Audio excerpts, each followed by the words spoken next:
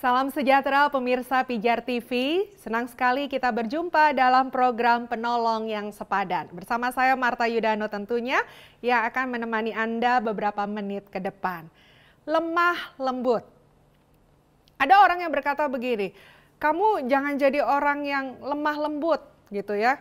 Karena orang berpikir bahwa lemah lembut itu adalah sebuah kelemahan. Nah mungkin orang melihat kata-katanya ya lemah lembut. Jadi kalau orang lemah lembut itu berarti adalah pribadi yang lemah. Nah apakah seperti itu penolong yang sepadan bahwa orang yang lemah lembut adalah orang yang lemah? Nah kita perhatikan dalam firman Tuhan yang berikut ini ya. 2 Timotius pasalnya yang kedua ayatnya yang ke-25. Dan dengan lemah lembut dapat menuntun orang yang suka melawan.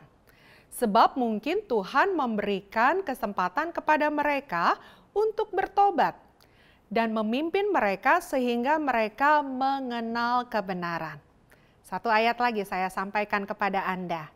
Galatia pasalnya yang ke-6, ayatnya yang pertama. Saudara-saudara, kalaupun seorang kedapatan melakukan suatu pelanggaran, maka kamu yang rohani harus memimpin orang itu ke jalan yang benar dalam roh lemah lembut sambil menjaga dirimu sendiri supaya kamu juga jangan kena pencobaan. Dari 2 ayat ini saja sudah membuktikan kepada kita kalau orang yang lemah lembut itu bukan orang yang lemah. Tetapi tadi di dalam 2 Timotius berkata kalau orang yang lemah lembut itu orang yang mampu menuntun orang dan bukan orang yang biasa-biasa yang dikatakan oleh firman Tuhan tadi. Orang yang suka melawan, orang yang keras berarti ya. Orang yang tidak enak untuk dihadapi. Orang yang ya mungkin dalam hati kita orang yang seperti ini orang yang menyebalkan pastinya. Lalu tadi Galatia pasal yang ke-6 berkata bahwa orang yang lemah lembut adalah orang yang rohani. Ya, orang yang rohani. Nah, orang-orang seperti ini di 2 ayat tadi adalah orang-orang yang Alkitab berkata mampu menuntun orang yang keras tadi. Mungkin hari ini kita berkata, aduh aku punya anak-anak keras di rumah. Gak bisa dibilangin. Saya bicara sedikit, saya bicara 1 kata, mereka 10 kata. Saya bicara sebentar, mereka sudah terangkan ini itu kepada saya. Atau saya lagi bicara, mereka justru meninggalkan. Ada banyak ibu-ibu yang menyampaikan demikian. Atau kita katakan suami saya itu keras sekali. Dia tidak pernah mau mendengarkan apa yang saya sampaikan. Padahal dia sudah berulang-ulang nanti mendapatkan persoalan karena kekerasannya. Tapi suara saya tidak bisa didengar. Aduh saya capek dengan suami yang seperti itu. Saya capek sama anak-anak yang seperti itu. Wah bahaya kalau itu dilanjutkan ya pemirsa penolong yang sepadan. Nah jangan sampai seperti itu. Karena kalau bicara ya menghadapi orang yang keras, anak yang keras, suami yang keras, lalu kemudian kita juga menjadi keras ya pertengkaran tidak bisa dihindarkan dan persoalan-persoalan makin meningkat dan makin tidak seperti yang diharapkan. Nah untuk itu kalau kita perhatikan ayat tadi, orang yang lemah lembut adalah orang yang mampu menuntun orang yang bermasalah tadi.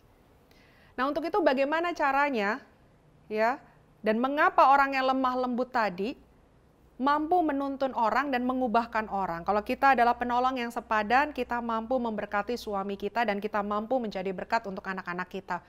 Nah mengapa demikian? Karena pribadi yang lemah lembut itu adalah seorang pribadi yang tidak mudah terpancing emosi.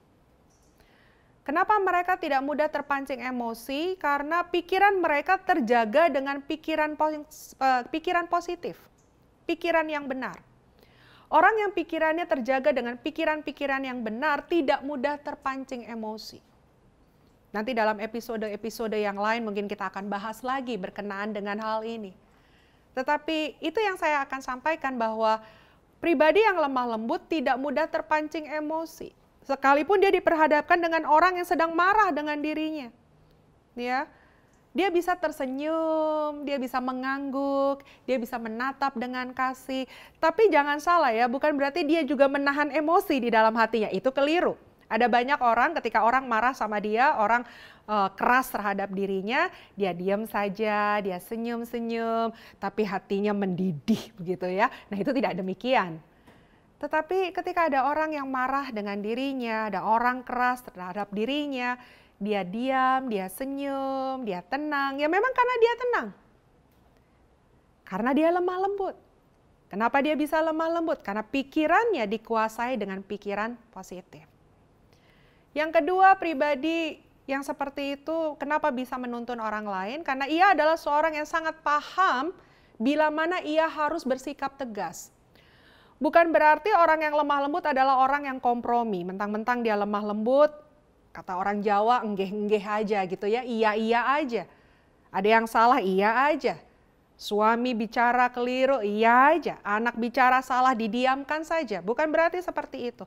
Tetapi dia tahu kapan dia harus tegas, kapan dia harus diam, kapan dia harus berdialog. Dia tahu pentingnya waktu yang tepat untuk menyampaikan semua itu. Ya, dan dia menjadi orang yang mampu meluruskan segala sesuatu dengan cara yang bijaksana.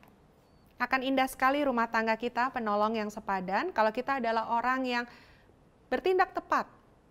Tahu kapan harus tegas, kapan harus sejenak melunak, bahkan kapan harus berdiam sama sekali. Dan ini adalah perilaku yang kalau kita lakukan akan mampu mengubah apa yang terjadi di situasi kita. Yang ketiga, pribadi yang lemah lembut adalah pribadi yang memiliki sikap pantang menyerah dalam menghadapi pribadi yang melawan. Nah, tadi firman Tuhan berkata ini orang melawan loh. Dan kalau orang melawan mungkin tidak sekali dua kali, berkali-kali, tetapi ujung-ujungnya kita melihat orang itu bisa berubah. Nah, kalau orang itu bisa berubah berarti sang pribadi lemah lembut ini memiliki perilaku tidak menyerah. Ditentang, dia hadapi. Dia tentang, dihadapi. Ditentang terus sampai terjadi perubahan. Dia berupaya, dia berusaha. Nah, kalau Anda perhatikan penolong yang sepadan, apa yang saya terangkan tadi tentang seorang pribadi yang lemah lembut, yang kata orang, jangan kayak begitu, itu lemah. No, itu tidak lemah. Tetapi justru kelemah lembutan adalah sebuah kekuatan. Karena mampu mengubah situasi. Mampu mengubah hal yang tidak benar, mampu mengubah yang tidak tepat. Kalau kita mau menjadi pribadi yang lemah lembut, kita adalah pribadi yang kuat. Kita adalah pribadi yang bisa menjadi berkat untuk orang-orang di sekitar kita. Kalau kita adalah ibu yang lemah lembut, kita adalah istri yang penuh dengan kelemah lembutan. Saya percaya suami dan anak-anak kita akan terpesona. Dia akan senang sama kita, mereka akan menaruh hormat sama kita, dan pastinya juga mereka akan ribuan kali berpikir kalau mau mengecewakan. Karena mereka berkata, Mama sudah terlalu baik, Mama bijaksana, aku tidak tega kalau harus melukai hatinya. Istriku baik sekali, dia lemah lembut, dia tahu bertindak dengan tepat. Kalau aku harus menyakitinya, rasanya aku nggak sanggup untuk menyakitinya. Wow, kalau kita punya pasangan dan kita punya anak yang demikian, sukacita luar biasa sebagai seorang penolong yang sepadan. Untuk itu mari, bersama dengan kuasa Roh Kudus, kita menjadi pribadi yang lemah lembut sehingga kita mampu bertindak dengan tepat dalam segala situasi yang ada. Saya harus pamit undur diri dari episode ini. Sampai jumpa lagi pada episode yang lainnya. Tuhan Yesus menyertai, memberkati kita.